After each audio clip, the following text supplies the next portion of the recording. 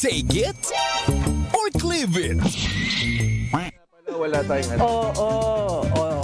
Ano na. Yan, Hindi, So, ito dalit na nga. yung tanong? Isang buong taon, di ba? Oo. So, I guess, dahil marami naman tayo na pag-usapan, maybe, bawat isa sa atin, magbigay ng isang take lang on the year that was. No? Yan, the year that was, and then, we decide if we take it or leave it, di ba?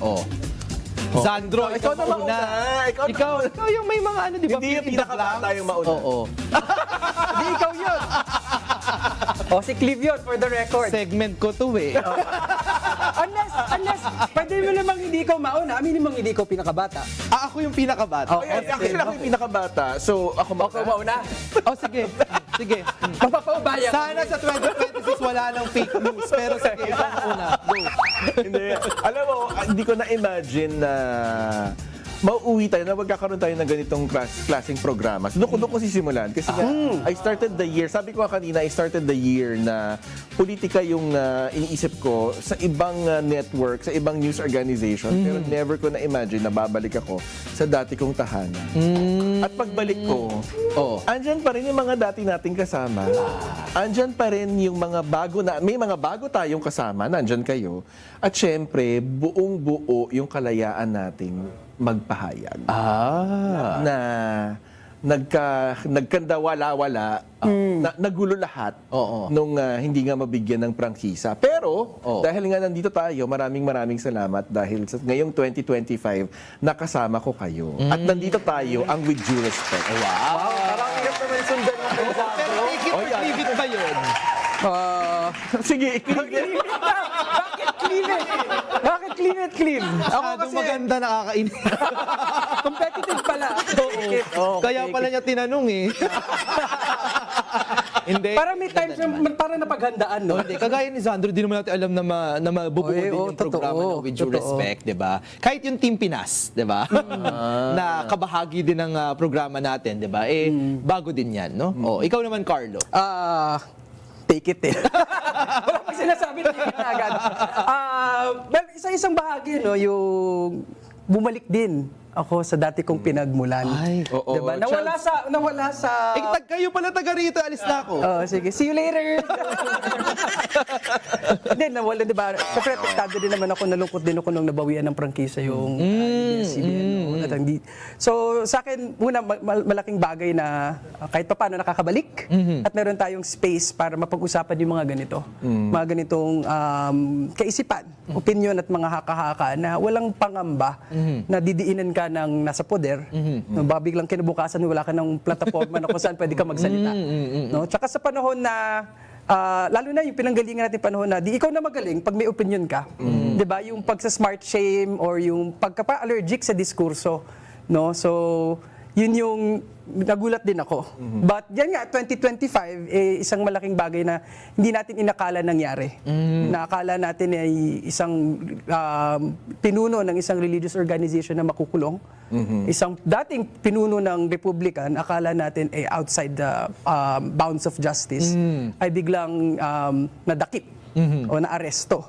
So sana yun yung bit-bit natin, kung magiging optimistic tayo, na ipagpatuloy ng liderato ng pamahalaan, yung paghuhuli at pagtutugis doon sa mga dapat managot. So, yun naman ang 2025 ko. Take it, leave it. Take it. Take it. Tsaka syempre, ito'y pagkakataon para magnilay-nilay na isipin natin na sa 2026 may pag-asa. Hindi tayo Sa personal or sa lahat. All of the above. Tsaka syempre, in 2 months, Diba? February 14 na. So, hanap-hanap na tayo. Kailangan pala ng lead time, no? So, kailangan magpaparinig na tayong as early as now. Wow.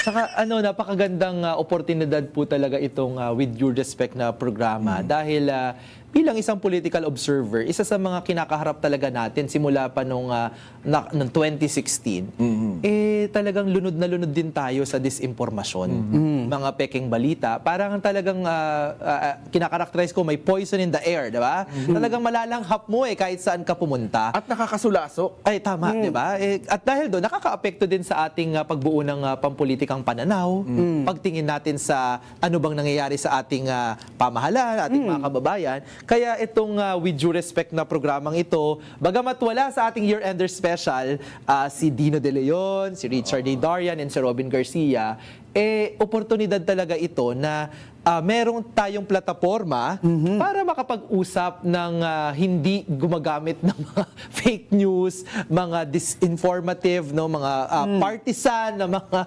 batayan, no, kundi ang motivasyon ay magkaroon tayo ng maayos na usapan sa mga kinakaharap na issue ng bayan, no? So maganda, yan ang isa sa magandang nangyari this year na di lang po ako sure kasi nakakapagod din na tatawid kami next year, pero next year na yon. Tsaka gusto ko lang din dagdag na nakakatuwa din, no? Kasi pwede naman tayong dumaldal ng isa't kalahating oras tuwing linggo.